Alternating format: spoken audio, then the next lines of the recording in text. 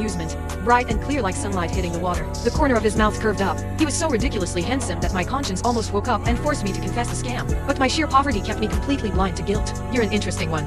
He tilted his chin. Show me your Venmo QR code. My eyes lit up like fireworks. I whipped out my phone, pulled up the code, and shot the screen toward him. I moved so fast, terrified he might change his mind. A soft chime rang out from my phone. You have received $800. My internal organs practically threw a party. You sent $20 too much. I tried my best to keep my face neutral. Keep the change. I hate typing decimals. He shoved his hands into his pockets and walked past me without a second glance. I spun around and yelled at his retreating back, my voice dripping with the most genuine gratitude I had ever felt in my life. Thank you, boss. May you graduate with a 4.0. May you drown in scholarship offers. May all your toxic EXCs stay away. May you win every bet you ever make. His footsteps paused for a fraction of a second. He didn't turn around, just lazily raised a hand in acknowledgement. Enough.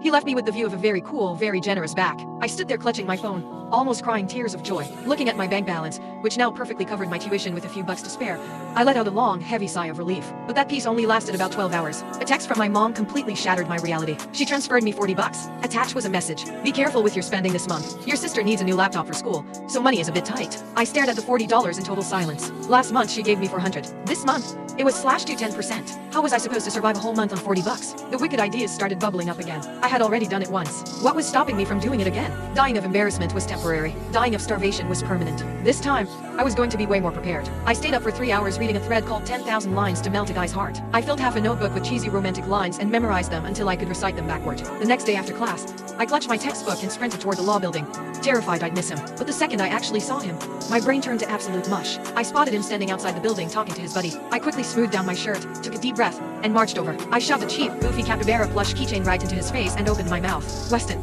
you are the light of my bank account. Wait, no, you are the light of my life. The moment the words left my mouth, my entire body went rigid. It was over. I completely fumbled the script. The air went dead silent for 2 agonizing seconds. He raised an eyebrow, his eyes swimming with pure mockery. The light of your bank account. My face burned hot enough to fry an egg. I scrambled to fix it, my words stumbling out in a panicked rush. No, I meant, you are like a light, illuminating my life, not my bank account. The more I panicked, the worse